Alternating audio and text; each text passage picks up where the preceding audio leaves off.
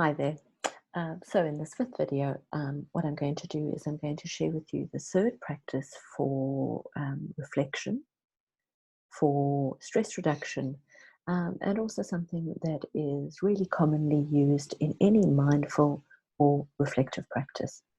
And that is walking. Simply getting up, getting out, and taking yourself for a walk. And this practice actually combines and brings together the ability to spark off and fire both aesthetic thinking and emergent thinking.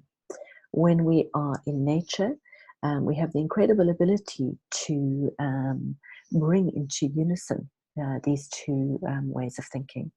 Because as we're walking along, we probably see something really beautiful, naturally beautiful, a tree, a plant, a lake, and we're inspired by focusing on that and the comfort that that gives us.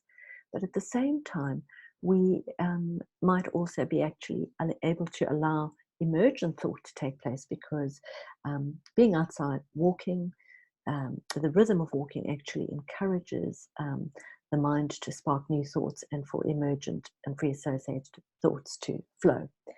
And I just want to bring your attention to the work of the Stanford professor Marliy Oppezzo. I'll pop her name in the description box underneath. And she's a Stanford professor, and she did a series of tests and experiments with students in different forms of walking, 4 different kinds of tests in different environments. And contrary to what you might think, even in environments where people were indoors working on a treadmill, rather than the ideal of walking outside, the ability for aesthetic and emergent thinking was sparked because of the way that the brain works and how thoughts flow when we get into physical activity.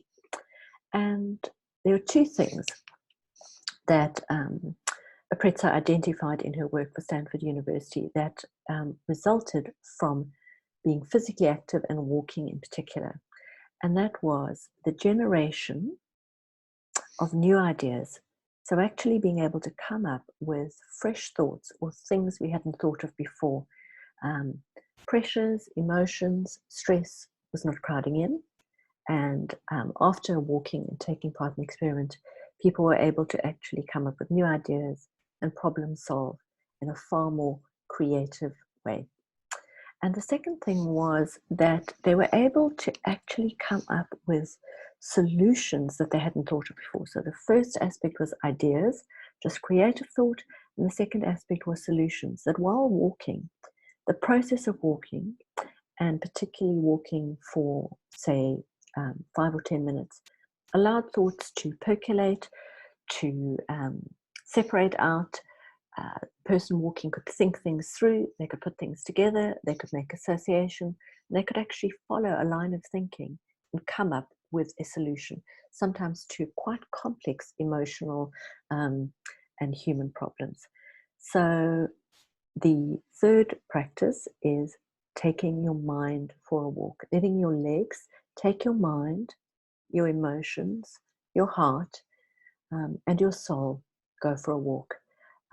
Now, I know it might be a little bit difficult at the moment to do that outside, but anywhere that you can go, even if it's walking around the block or walking around the building, if you can be outside in the fresh air, and just allow your mind, your body, your soul, and your heart all to engage in both aesthetic thinking, appreciating anything beautiful, but also emergent thinking, allowing that flow of thoughts to connect together and look forward to and put your hope in, put your trust in your own ability to generate creative ideas and new solutions. And I really trust that you'll enjoy this practice, because I feel it's one of the most powerful ones, because it combines both methods of thinking, aesthetic and emergent, together.